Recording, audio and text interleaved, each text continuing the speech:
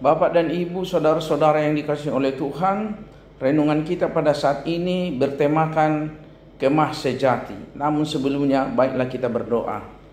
Bapa Surgawi yang baik, berikanlah roh-Mu untuk membuat kami memahami dari mendengar dengan baik, memahami dengan baik, memelihara firman kebenaran-Mu dengan baik, sehingga kebaikan Tuhan yang oleh kasih-Nya dapat membentuk kami bertumbuh kuat dan dapat berakar kuat iman kami tetap setia kepada Tuhan.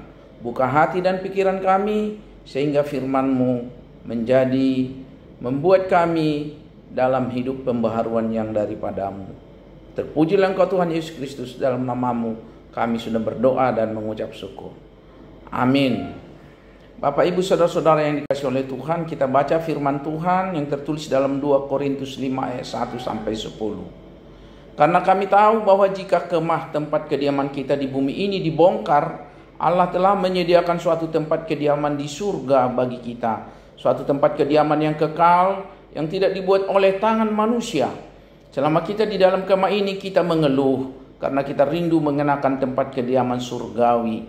Sebab dengan demikian, kita berpakaian dan tidak kedapatan telanjang. Sebab selama masih diam di dalam kemah ini, kita mengeluh oleh beratnya tekanan, karena kita mau mengenakan pakaian yang baru itu tanpa menanggalkan yang lama, supaya yang fana itu ditelan oleh hidup. Tetapi Allah lah yang justru mempersiapkan kita untuk hal itu, dan sebagai jaminannya Dia mengaruniakan roh kepada kita.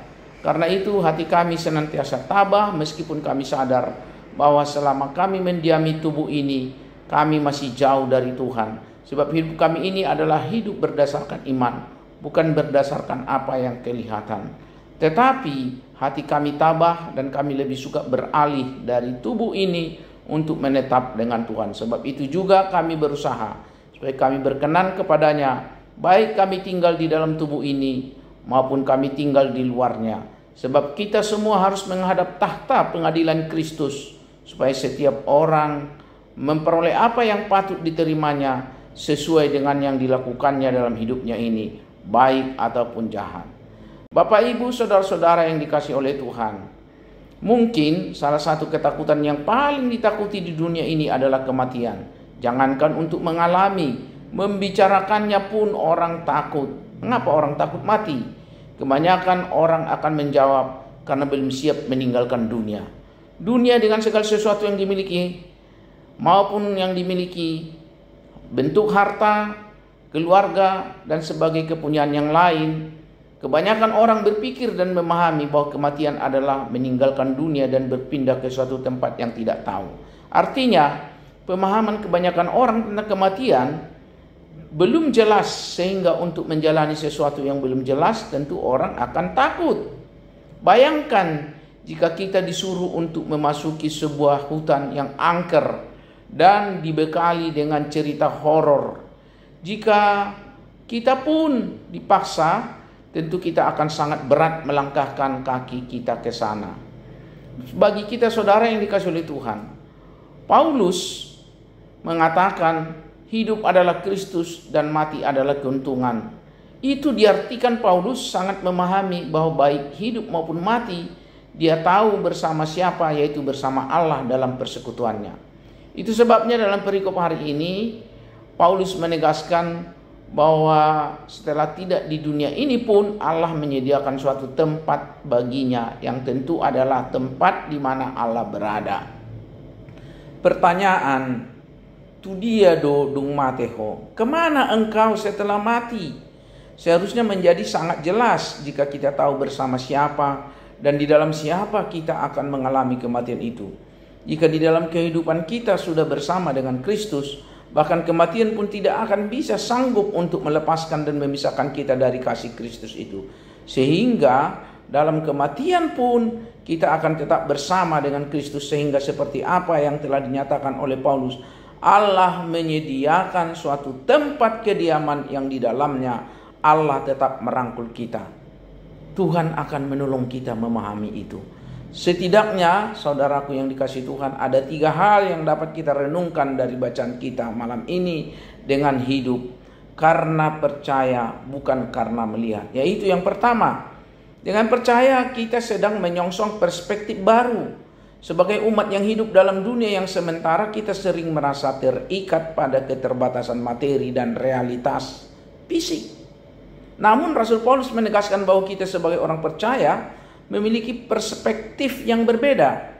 Ketika Paulus berkata bahwa dia lebih suka meninggalkan tubuh ini dan tinggal bersama-sama dengan Tuhan, dia bukanlah mencela tubuh atau dunia ini, tetapi dia menunjukkan bahwa hidup sejati kita tidak terbatas oleh batasan fisik.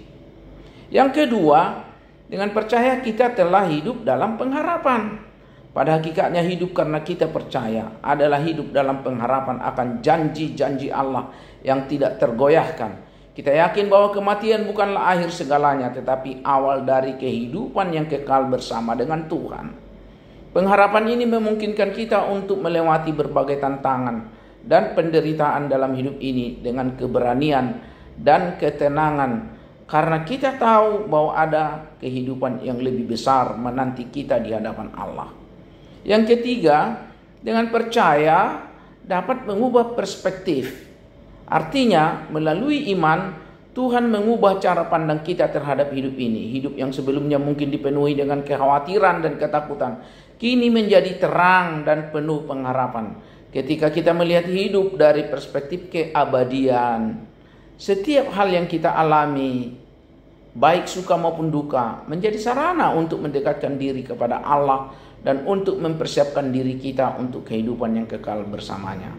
Bapak, Ibu, saudara-saudara yang dikasihi oleh Tuhan, kemah dalam perikop kita diartikan sebagai tempat tinggal darurat. Biasanya berupa tenda yang ujungnya hampir menyentuh tanah dan terbuat dari kain terpal atau bahan lainnya. Itu hanya tempat tinggal sementara, mudah dibongkar dan dipindahkan, memiliki sangat banyak keterbatasan dan ketidaknyamanan dibandingkan sebuah rumah permanen.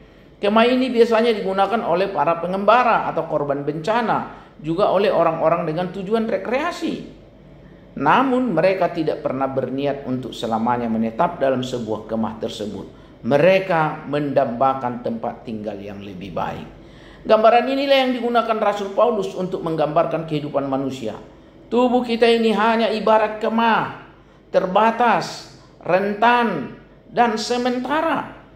Dapat mengalami kematian kapan saja. Karenanya kita tidak seharusnya hanya berfokus kepada hal-hal lahiriah, baik pemenuhan kebutuhannya maupun memuaskan keinginannya. Kita juga hendaknya berpikir tentang kemah abadi alias tempat kediaman permanen setelah hidup di dunia ini berakhir. Tempat kediaman itu disediakan oleh Allah sendiri bagi semua orang percaya kepadanya. Rumah yang kekal, lengkap, sempurna, karena Allah sendiri hadir di sana untuk tinggal bersama kita. Sekarang kita memang belum bisa membayangkan hal ini sepenuhnya. Kita belum melihatnya, namun kita mempercayainya. Itu tadi kita temukan dalam ayat 7. Keyakinan inilah yang membuat kita dapat menjalani hidup yang berpengharapan, juga memampukan kita bersikap tabah dan tegar saat berhadapan dengan duka dan berbagai kesukaran, serta menjadi pendorong agar kita tetap bertekun menjalani hidup sesuai dengan perintah Allah di dunia ini. Bapak, Ibu, saudara yang beriman, kita percaya bukanlah tindakan buta atau naif, melainkan tindakan keberanian yang berdasarkan pada keyakinan yang kokoh dalam janji-janji Allah.